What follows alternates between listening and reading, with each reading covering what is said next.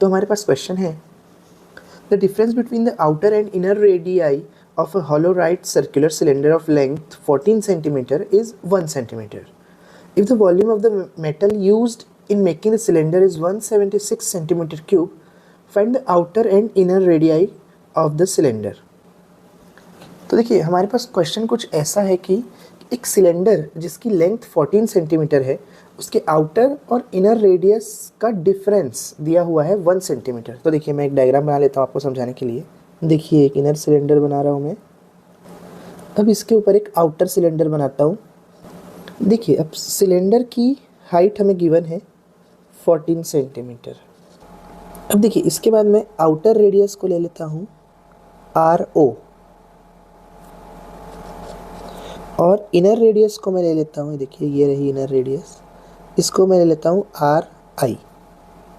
अब देखिए क्वेश्चन में आउटर रेडियस और इनर रेडियस के बीच का डिफरेंस दिया हुआ है 1 सेंटीमीटर, यानी ये जो डिफरेंस है ये दिया हुआ है 1 सेंटीमीटर का। ये डिफरेंस है outer radius minus inner radius का। और क्या दिया हुआ है कि जिससे ये सिलेंडर बना है वो मेटल का जो वॉल्यूम था वो 176 सेंटीमीटर क्यूब था, यानी कुल मिला के सिलेंडर का ही वॉल्यूम हमें गिवन है 176 मीटर क्यूब, क्योंकि उतने ही वॉल्यूम से हमारा सिलेंडर बना हुआ है। तो मैं क्या लिख लेता हूँ यहाँ पे, वॉल्यूम ऑफ सिलेंडर ही लिख लेता हूँ सीधा।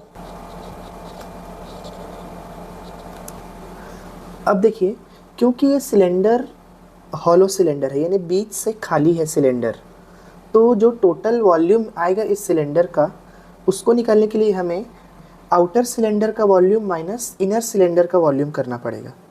तो देखिए अगर इसको मैं फॉर्मूले के रूप में लिखूं, देखिए वैसे तो सिलेंडर का वॉल्यूम होता है πr²h, बट ये सिंगल सिलेंडर का होता है जिसमें एक ही सरफेस हो। अब इसमें क्या हो रहा है कि जो हमें क्वेश्चन में डायग्राम दिया है उसमें क्या हो रहा है कि 2 सरफेसेस हैं और बीच से खाली है, और बीच वाले हिस्से के वॉल्यूम को निकालना है करके हमें क्या करना पड़ेगा, volume of outer cylinder minus volume of inner cylinder करना पड़ेगा।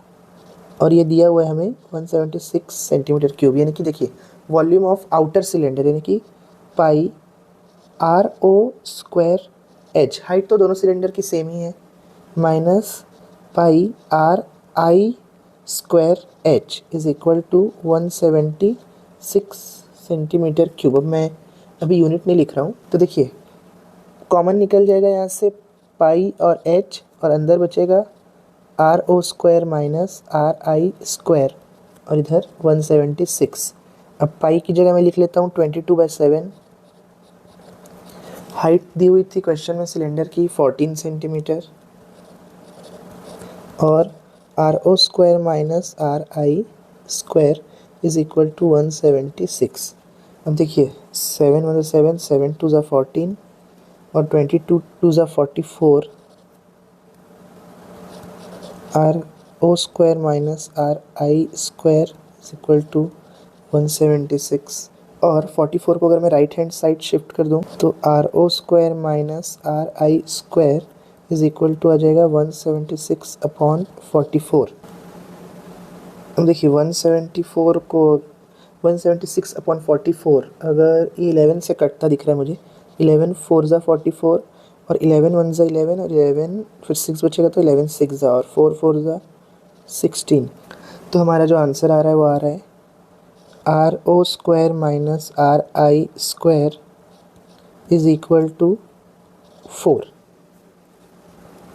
अब देखिए हमें एक फार्मूला पता है A² माइनस B² का, वो मैं लगा देता हूँ।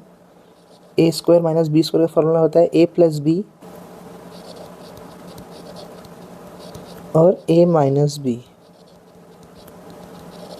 यहाँ फार्मूला लिख लेता हूँ मैं बाजू में, A² minus B² is equal to A plus B और A माइनस बी, ये वाला फार्मूला हमने यूज़ किया है।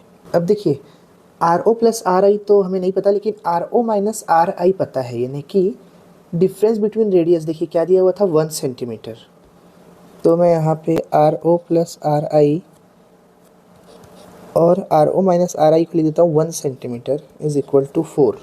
तो यहाँ से RO प्लस RI निकल जाएगा 4 सेंटीमीटर। अब देखिए RO माइनस RI हमारे पास था 1 सेंटीमीटर, ठीक है, और R O plus R I हमारे पास निकल गया 4 सेंटीमीटर। अगर मैं दोनों ही इक्वेशंस को ऐड कर दूं तो देखिए क्या हो जाएगा, आर आई और आर आई कैंसिल हो जाएगा, आर ओ आ जाएगा 2RO इज इक्वल टू 4 + 1 5। तो आर ओ आ गया हमारा 5/2 सेंटीमीटर या फिर 2.5 सेंटीमीटर।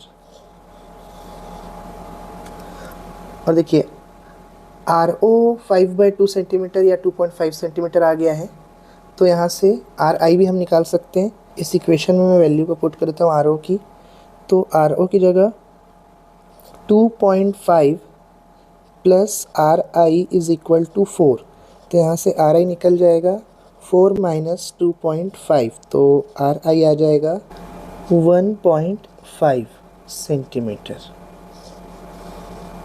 तो देखिए हमें इनर रेडियस और आउटर रेडियस निकालनी थी, तो हमने निकाल ली है आर आई और आर ओ, और कुछ नहीं पूछा था क्वेश्चन में। तो अगर आपको ये वीडियो अच्छा लगा हो और समझ में आया हो तो वीडियो को लाइक और चैनल को सब्सक्राइब ज़रूर करें। Thank you.